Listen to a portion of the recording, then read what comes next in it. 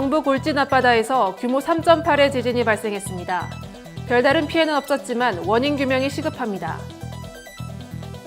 마약 투약 혐의를 받고 있는 박유천 씨가 황하나 씨와 대질 조사를 앞두고 세 번째 경찰 출석을 했습니다. 스리랑카에서 종교 갈등으로 인한 부활절 테러가 일어났습니다. 자세한 소식 잠시 후 뉴스에서 전해드리겠습니다. 안녕하십니까? 신동아 방송 뉴스 윤지영입니다. 경북 울진 앞바다에서 규모 3.8의 지진이 발생했습니다. 다행히 별다른 피해는 보고되지 않았습니다.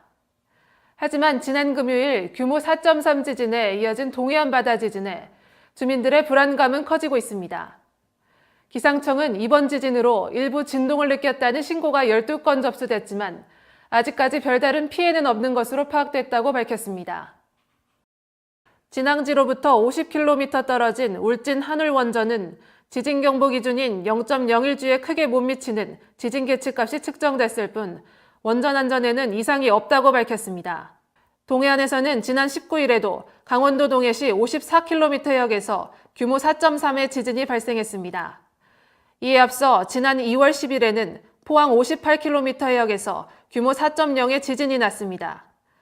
바다 지진이 모두 육지와 25km 이상 떨어진 곳에서 발생해 인명이나 재산 피해는 주지 않고 있지만 대형 지진으로 이어지지 않을까 동해안 주민들의 불안감이 커지고 있습니다.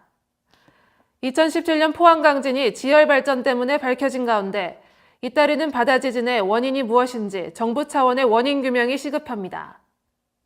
마약 투약 혐의를 부인하고 있는 가수 박유천 씨가 오늘 다시 경찰에 소환됐습니다. 지난주에 이어 세 번째 출석입니다. 상반된 조장을 하고 있는 옛 연인 황하나 씨와 이번 주에 대실 조사가 이루어질 전망입니다. 영장 집행을 통한 강제 조사가 아닌 자진 출석으로 이뤄진 조사이다 보니 박 씨의 상태에 따라 일정을 조율하는 상황입니다. 경찰은 오늘 박 씨에 대한 조사와 별개로 이번 주에 두 사람을 대질 조사할 예정입니다. 진술이 크게 엇갈리는 만큼 박 씨와 황 씨를 직접 대면시킨 상태에서 조사합니다. 한편 박 씨 측은 황 씨의 일반적인 진술 외에 간이 시약 검사에서도 음성 반응이 나온 만큼 직접적인 증거는 없다고 반박하고 있습니다. 경찰은 국립과학수사연구원에 보낸 박 씨의 모발과 채모 등에 대한 결과가 이번 주에 나오는 대로 구속영장 신청 여부를 결정할 방침입니다. 스리랑카 연쇄폭탄 테러 사건의 용의자 24명이 체포됐습니다. 체포된 용의자들은 모두 스리랑카인인 것으로 확인됐고 사망자 수는 290명으로 늘어난 것으로 집계됐습니다. 용의자들은 마지막 폭파 현장에서 붙잡힌 것으로 알려졌으며 체포 과정에서 스리랑카 경찰 일부도 목숨을 잃었습니다. 부활절인 어제 스리랑카 수도 콜롬보의 가톨릭 교회 한 곳과 호텔 3곳, 동부 바티칼로이 교회 등 모두 8곳에서 폭발이 연쇄적으로 일어났습니다. 사상자 중에는 미국인 등 외국인도 다수 포함된 것으로 조사됐습니다. 스리랑카 국방장관은 이번 연쇄폭발을 종교적 극단주의자들이 저지른 테러 공격으로 규정했습니다. 미국과 러시아 등 주요국도 이번 테러를 비판하는 규탄 성명을 잇따라 발표했습니다.